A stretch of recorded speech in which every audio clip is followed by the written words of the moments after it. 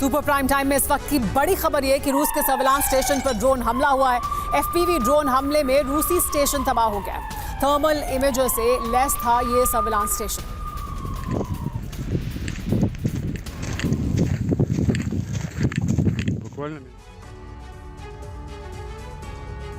Crimea इस वक्त Ukraine युद्ध का सेंटर बन गया है। क्रीमिया में तीसरे विश्व युद्ध का ट्रिगर दब गया है।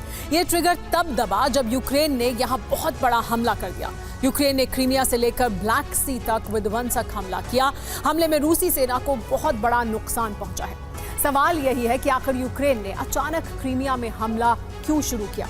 इसके पीछे ज़ेलेंस्की और उनके वॉर कमांडर्स का प्लान क्या है? क्या क्रीमिया में यूक्रेन का यह विस्फोट तीसरे विश्व युद्ध का कारण बनने जा रहा है?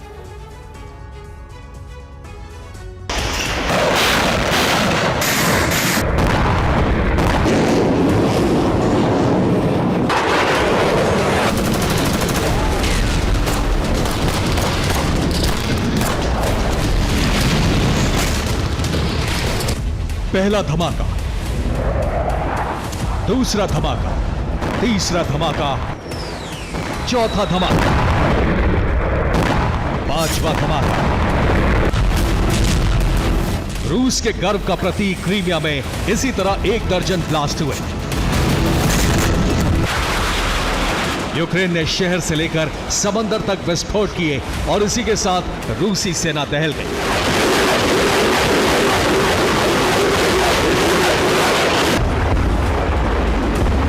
क्रीमिया की लड़ाई अचानक बहुत विध्वंसक हो गई है। क्रीमिया में यूक्रेनी सेना के हमले अचानक बढ़ गए हैं।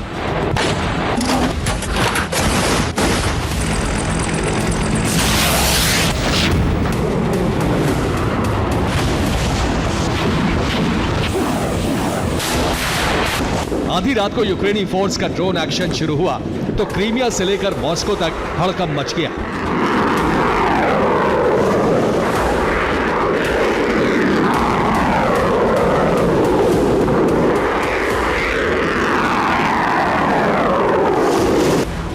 ये हड़कंप इसलिए मचा क्योंकि यूक्रेनी फोर्स क्रीमिया में रूसी सेना को फिर से बड़ा जख्म देने में कामयाब हो गई।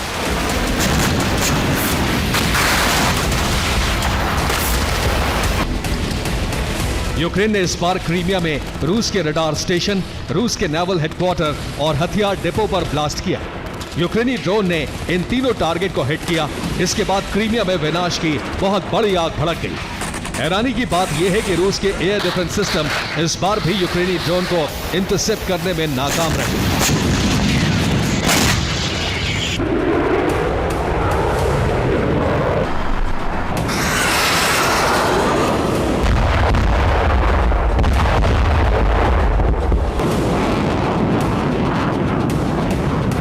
सवाल यही है कि आखिर ज़ेलेंस्की के जंगबाजों ने अचानक क्रीमिया को दहलाना क्यों शुरू कर दिया है?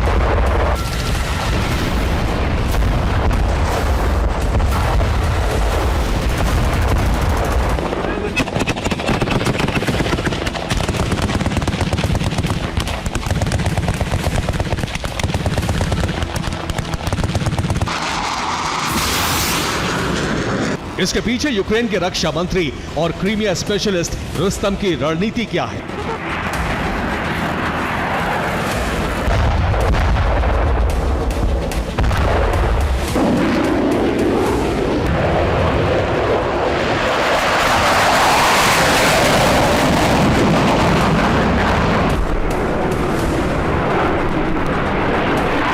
दरअसल इस हमले के जरिए युद्ध भूमि में लगातार बड़ी बढ़त बना रही रूसी फौज को रोकने की कोशिश है। रूसी सेना यूक्रेन में विध्वंसक हमला करते हुए कीव की तरफ तेजी के साथ आगे बढ़ रही है। क्रीमिया पर हमला कर यूक्रेन रूसी सेना को क्रीमिया में ही उलझाना चाहती है। फिलहाल यूक्रेनी फोर्स की ये कोशिश कामयाब होती भी दिख रही है।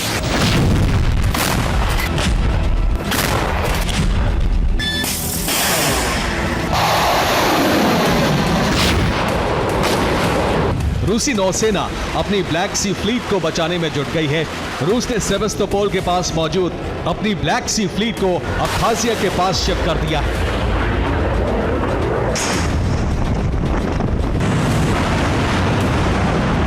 अब रूस की पूरी ब्लैक सी फ्लीट यहीं पर स्टेशन है।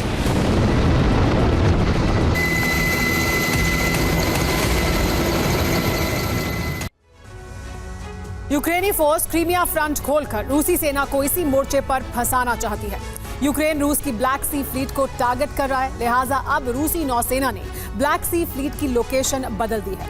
रूस ने ब्लैक सी के अपने पूरे बेड़े को अबखाजिया के पास स्टेशन कर दिया है। रूस ने खतरे को देखते ही कई वॉरशिप को पहले ही अबखाजिया भेज दिया था, लेकिन अब रूसी नेवी ने अपने आखिरी पेट्रोल बोट को भी शिफ्ट कर दिया है अबखाजिया। रूसी नौसेना ने ये कदम यूक्रेनी हमलों से ब्लैक सी बेड़े को बचाने के लिए किया है। रूस ने ब्लैक सी फ्लीट को सिर्फ शिफ्ट ही नहीं किया, बल्कि सभी युद्धपोतों में लंबी दूरी की मिसाइलें भी लगा दी गई हैं। माना यह जा रहा है कि रूसी नौसेना अब अबखाजिया फ्रंट से यूक्रेन पर बड़ा हमला करने जा रही है।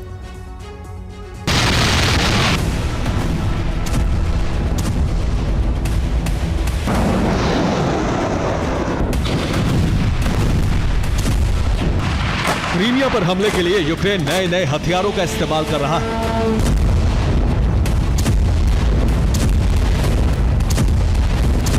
क्रीमिया में रूस को उलझाने के लिए नेटो देश यूक्रेन को हथियारों की नई खेप भेज रहे हैं।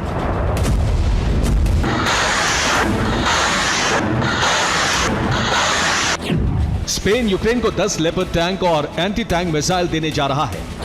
जर्मनी ने सीक्रेट तरीके से लंबी दूरी तक मार करने वाली मिसाइलें और सैन्य वाहन यूक्रेन पहुंचा दिए हैं। इसी के साथ ही यूक्रेन तेजी से हॉवित्जर और ड्रोन का प्रोडक्शन कर रहा है।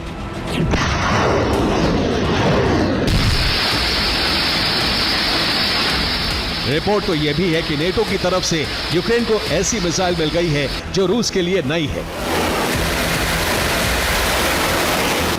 जिसे रूसी एयर डिफेंस सिस्टम इंटरसेप्ट नहीं कर पा रहे हैं।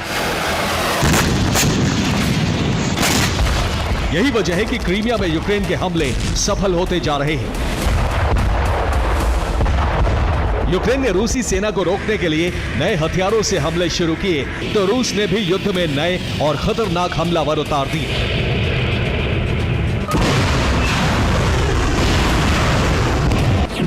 यह है रूसी सेना का नया ड्रोन, जो 400 किलोमीटर प्रति घंटे की रफ्तार से उड़कर हमले करता है। रूसी सेना अब इसी ड्रोन से यूक्रेनी फोर्स को टारगेट कर रही है।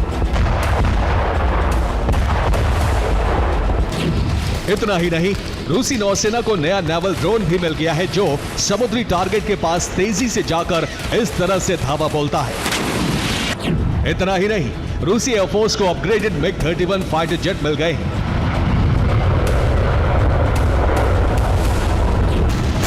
रूसी सेना हर हाल में कीव पर कब्जा करने के लिए हमले कर रही है, तो यूक्रेनी फोर्स उसे पूरी ताकत से रोकने में जुटी है।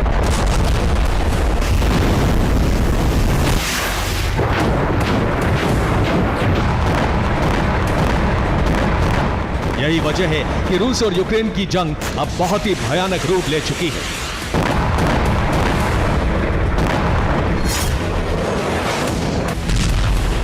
Bureau report, TV9 Bharatvarsh.